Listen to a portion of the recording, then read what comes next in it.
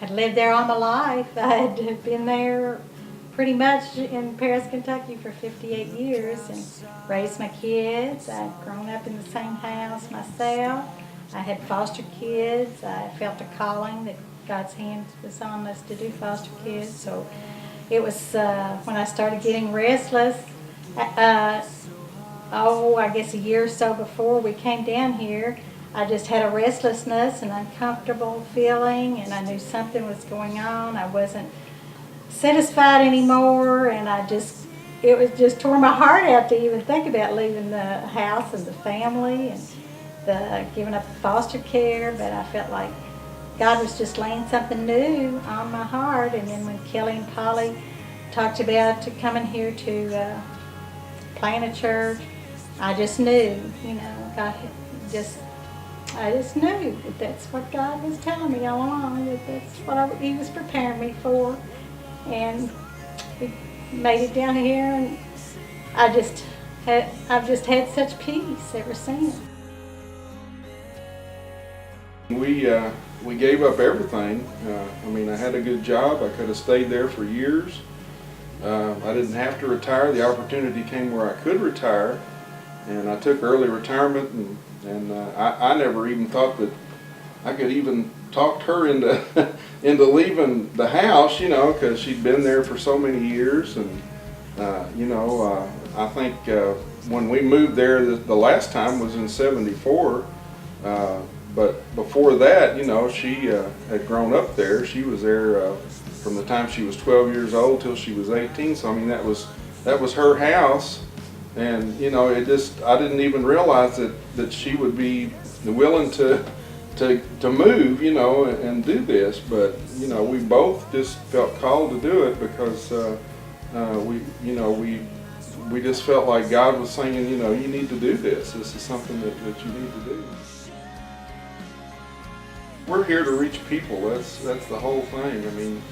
That's the bottom line. The important thing is people, and we've always had a heart for people. For years, we had a heart for kids. That was our calling. But I've always thought too that it would be neat if there was a church that would be able to reach out to people that were disillusioned, as far as church is concerned, or people that had never been to church or was against church, because of religious things and whatnot. And and that's what House of Joy is all about, reaching out to people that are lost, reaching out to people that, that don't like church, don't like, religion as such. And I just feel like that's what God has called us to do, to reach people. That's the bottom line. When you talk about sacrificing, I don't know whether it's all that much of a sacrifice to us as it is just realizing that everything we have belongs to God, and whatever He wants us to do with it, that's what we're going to do with it. But when it comes to having a building for House of Joy, that's always kind of been our goal and our dream, that we would get to the point where we would have the space and have the facilities that people that would draw people in, that would allow us to reach more people for God. And whatever it takes in our minds to accomplish that, I think we're willing to do it. We just want to give back. We want to give everything back that God has just blessed us, amazingly with. And we're just excited about a building, that people can raise their kids in, and that the kids can grow up in and bring their kids, and just see it grow, and just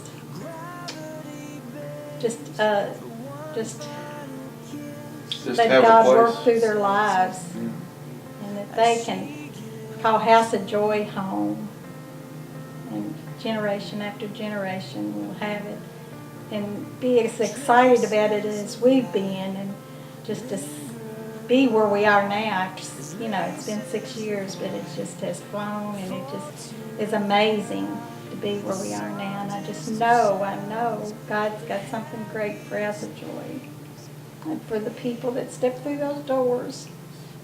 I'm just anxious. I know we're going to see it, and we are just willing to give everything we've got.